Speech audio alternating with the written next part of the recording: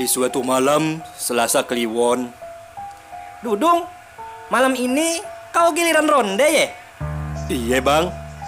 Dengar-dengar istrimu sedang sakit. Sakit apaan sih? Dia sakit yang biasa dialaminya kalau lagi datang haid. Selalu saya kesakitan bang. Teman-teman yang tugas ronda malam ini, kok pada kemana bang? Ada, lagi pada kumpul di pos Kamling. Ayo dong, kita bergabung dengan mereka. Setelah berkumpul, kita atur siapa yang keliling lebih duluan. Baik bang. Begitu mereka sedang menuju pos Kamling. Hei lihat, seberkas sinar merah membara. Apaan ya? Dia meluncur deras menuju areal di mana rumahku berada. Bang, aku akan melihatnya ke sana.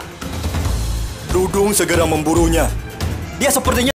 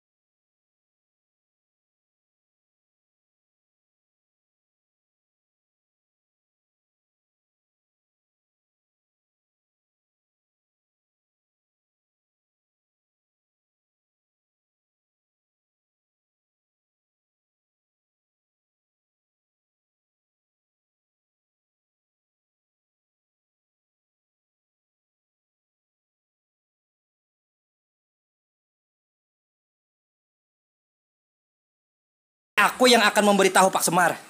Petruk segera menuju rumah Pak Semar. Baru sekarang aku melihat kejadian seperti ini. Singkat cerita, Pak Semar dengan Petruk telah berada di rumah Dudung. Pak Semar, tolonglah istri saya. Jadi begini. Ya, aku sudah diberitahu oleh Petruk. Pak Semar segera mengusap-usap tubuh si pingsan. Tiba-tiba dari tubuh si pingsan keluar sinar kemerah-merahan, lalu melesat keluar rumah. Brrr. Detik itu juga istri Dudung siuman. Terima kasih, berkat usaha Bapak, istri saya sudah tidak pingsan lagi. Untung keburu tertolong. Kalau tidak, istrimu bisa fatal karena tubuhnya dimasuki sinar merah tadi. Pak, sinar merah yang membara itu apaan sih? Kok dapat berubah wujud sesosok makhluk mengerikan? Itu namanya hantu Brahma jahat. Suka makan darah haid. Makanya, jangan sekali-kali bagi wanita yang sedang haid menyimpan atau membuang kotoran darahnya sembarangan. Darah itu akan menjadi makanan hantu Brahma tersebut.